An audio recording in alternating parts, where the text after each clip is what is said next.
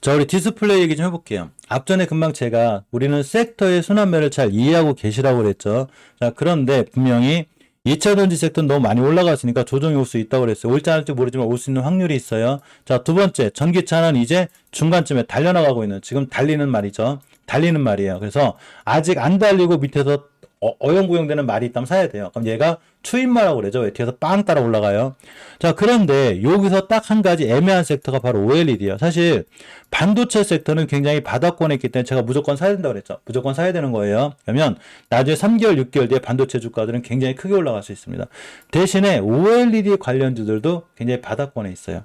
바닥권에 있다 이제 탈출을 해주고 있는데 제가 수요일날 이제 목요일은 원래 휴방이에요. 일반 실방이 어제 목요일 수요일은 안 했는데 제가 목요일 휴방이라 수요일날 뭐를 알려드렸냐면 디스플레이를 알려드렸어요. 반드시 관심 있게 보라고. 근데 수요일날 그냥 상한가를 가버렸어요. 인베니아가. 이게 제가 수요일날 아침 방송에 한 거예요. 아침 방송에 제가 인베니아를 잘 보라고 그랬거든요. 그날 상한가 갔어요. 그래 이틀 만에 몇 프로 갔냐면 이날 26% 갔으니까 수요일날 아침에 실방 끝나자마자 이 친구가 어제까지 60%의 수익률을 갖고 온 거예요. 끝났냐? 안 끝났어요. 물론 인베이니아는 잠깐 조정이 들어오겠죠. 왜 그러냐면 OLED는 이제 시작인 거예요. 자, 중국에 뺏긴 디스플레이 1위타란 삼성, LG 등 65년 투자. 그러니까 민간에서 거의 65자를 투자할 거예요. 그러면서 지금 우리나라 이제 디스플레이 시장이 어떻게 돼 있었냐면 예전에 디스플레이는 우리나라가 꽉 잡고 있었어요. 우리나라 1등이었었거든요.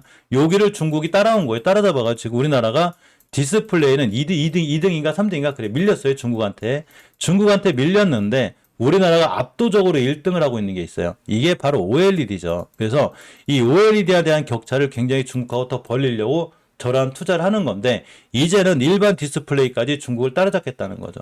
이런 OLED는 앞으로 엄청나게 쓰임새가 많죠. 특히 마이크로 OLED를 잘 보고 계셔야 돼요. 어제 그래서 마이크로 OLED 관련된 인베니아가 날아간 거예요. 자, 마이크로 OLED 제가 알려드렸지만 이게 수요일날 방송과는 똑같은 내용이에요.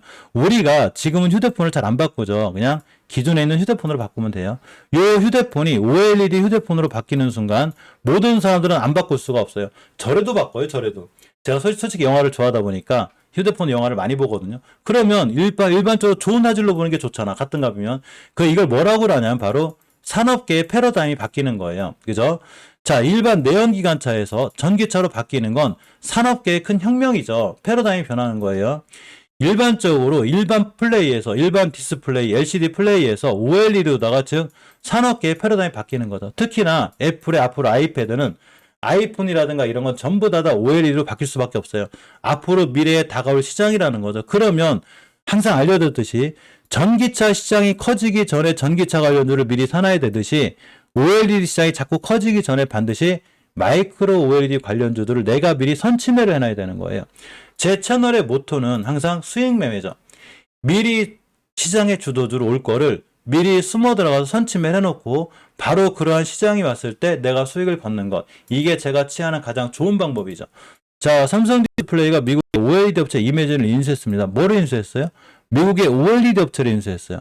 이 얘기는 뭔 얘기냐면 우리나라가 앞으로도 OLED 관련해서 굉장히 밀어붙이겠다는 얘기인 거예요. 자, 글로벌 엑셀 시장 판입니다. 이 엑셀 시장을 이끌어가는 건 무조건 디스플레이죠. 그러니까 디스플레이 관련주를 잘 보셔야 된다고 수요일날 알려드렸는데 하필이면 수요일 오늘 다 떴어요. 그래서 조정을 좀 기다려야 돼. 자, 보니까 시간에 디스플레이 관련주가 LG는 좀 오르긴 했는데 조금 밀렸어요. 동아일텍도 좀 밀리고 예선테크도 밀리고 HB솔루션, HB테크놀로지, AX미콘 좀 올랐고 신도기현 다 밀렸습니다. 당연히 밀리죠.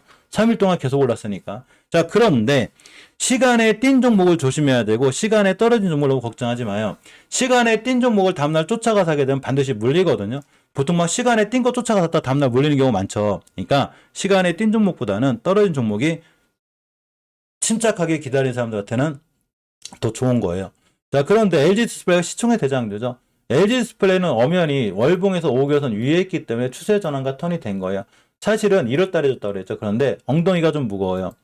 빨리 급등한다거나 그런 게 아니기 때문에 좀 가벼운 애들을 보시라고 그랬죠.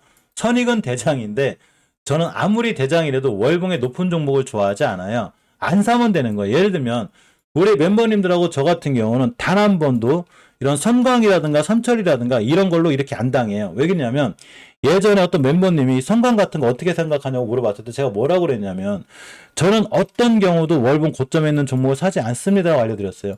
저는 여기만 가도 안 사요. 왜 그러냐면 이만큼 떴다는 얘기는 이 주식이 누군가는 차익 실현할 수 있죠. 한 방에 하든 두 방에 하든 천천히 하든 간에 모든 주식은 수급에 기인하기 때문에 반드시 차익 실현이라는 걸 하게 돼요. 그런데 여기서 안 살 수 있는 권리가 있죠.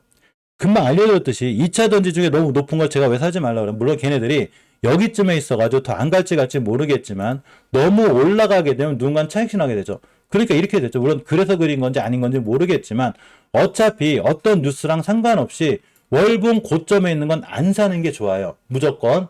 그러니까 선의 시스템이 좋은지 안 좋은지 모르겠지만 여기 갈지 안 갈지 모르겠지만 나는 안 살 거예요. 얘를 안 사면 누가 옆에서 때리나? 막 선의 시스템 안 사면 누가 뭐라고 안 하잖아요. 그럼 난 어떤 걸 살 거냐? 아직 안 간 얘네들을 살 거예요. 여기 있는 애들.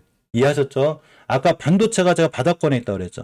그러니까 이제 와서 2차전지 높은 걸로다가 2배, 3배 먹으려고 하지 말고 반도체라든가 전기차 중에 아직 안 간 애들, 싼 애들을 사가지고 2배, 3배 먹으면 되는 거예요. 자, 그럼 무슨 얘기냐면 야스는 물론 월봉에 이런 데는 아니지만 그래도 좀 높죠. 야스 제가 얘기할 때가 여기에요. 그런데 20교선만 안 끼면 되는데 조금 불행하게 많이 올랐어요. 제가 이제 야스를 이 공간에 잘 보고 계시라고 했거든요. 요 자리가 월봉의 여기에요. 20개선. 여기만 안 끼면 되는 거예요. 20개선 기준선이니까. 60개선을 뚫어주면 당연히 더 갈 테고 못 뚫어주게 되면 떨어집니다. 자, 그런데 지금 살 자리는 없죠. 기다려야죠. 이런 데가 다시 오든가 최소한 5일선 찍을 때 매수가 되는 거예요. 제가 수요일날 영상을 찍었기 때문에 여기가 매수 타이밍이고 벌써 이틀 동안 이날 19% 어제 9% 벌써 28% 올랐어요. 수요일날 아침에 찍어드린 자리에서. 자, 인베니아입니다. 기다려야죠. 투자 주의 맞았으니까 쭉 떨어질 거예요. 기다렸다가 다시 매수. 자, 동아일텍은 좀 애매하긴 한데 월봉에서 위치가 높진 않은데 낮지도 않아요. 원래는 여기가 매수 타임이에요. 그렇지만 지금부터 20개선만 깨지 않으면 돼요. 주봉에서도 추세가 어째 쨍쨍하기 때문에 5주선 깨지 않는 선상에서 매수, 일봉에서는 딱 21선 깨지 않은 매수예요. 즉 오늘의 음봉 떨어지면 기다렸다 월요일날 사시면 된다는 거예요. 예선테크는 외바닥인 게 좀 불안해서 조금 애매하긴 해요. 조심하시고 마냥 편한 종목은 아닌데 860원 깨지 않는 선상에서 매수고 HB 솔루션을 보게 되면 사실 HB 솔루션 여기서 알려드렸거든요. 3일 전에 여기서 사시라고 알려드린 적 있어요. 요 자리가 굉장히 좋은 자리예요. 그런데 벌써 어제 며칠 전 2%대 어제도 순간 7%대가 올라왔죠. 월봉에서 하나도 높지 않아요. 자, 일단은 20개선을 뚫어주는 게 중요하겠죠. 뚫어주게 되면 여기를 갑니다. 단기 저항선에 막혀있기 때문에 오늘 하루쯤은 음봉이 떨어질 수가 있어요. 어제 시간에 밀렸죠. 그러면 오늘 음봉 한번 떨어지면 기다렸다가 월요일에 사시면 돼요. 오늘 급하게 얘 사야 될 이유 없죠.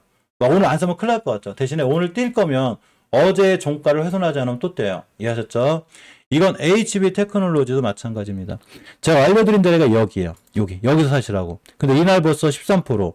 어제 그저께 7%, 20%, 어제까지 9%, 3일 만에 30% 갔어요. 요게 디스플레이 위력이죠. 그러니까 60일선 지켜주고 돌아나갈 이 자리가 굉장히 중요한 매수 타임이 됐던 거예요. 이 자리는 좀 사기가 힘든데 요렇게 앞에 매물대가 있어요. 여기까지 기다리시면 돼요. 요 가격대가 얼마냐면 정확하게 2,730원이고 갭을 메꾸러 온 자리가 생겨요.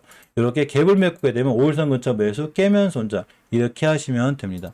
자, LX 세미콘 같은 게 추세가 좋죠. 흐름이 좋아가지고 딱 5일선만 안 끼, 5개선만 안 끼면 되고 20일선 뚫어주게 되면 이렇게 13만 8천원을 갈 수 있어요. 자, 신도기형 같은 경우도 되게 재밌죠. 월봉 해치가 높지 않아요. 뭐 저 정도로 오면 20개선만 안 끼면 되고 가장 관심 있게 좀 봐야 되는 애들이고 가장 중요한 매수 타임은 제가 알려드린 자 여기였어요. 여기. 특히 수요일날 찍었을 때 이런 데가 제일 좋았고 벌써 어제 그저께도 17%, 어제도 11%니까 이틀 만에 거의 3일 만에 30% 올라간 거예요. 당연히 조정 들어오겠죠. 그러면 음봉 떨어지는 거 기다렸다가 5일선 근처 매수해 놓으면 다음 주에 좋아질 수 있고 다음 주에 또 매수하셔도 됩니다. 이 외에 나머지 그 OLED 관련주들 중에서도 굉장히 좋은 친구들이 있어요. 이 친구들을 무조건 관심 있게 보셔야 되고 제가 멤버가 항상 따로 알려드렸으니까 그 종목들 위주로 반드시 관심 있게 공부하시고 내가 어디서 매수를 진행해야 되고 어디서 매도해야 될지는 다 따로 알려드렸으니까 꼭 참고로 보시기 바랍니다. 자, 물 한 잔 먹고 우리 HLB 얘기 좀 해볼게요.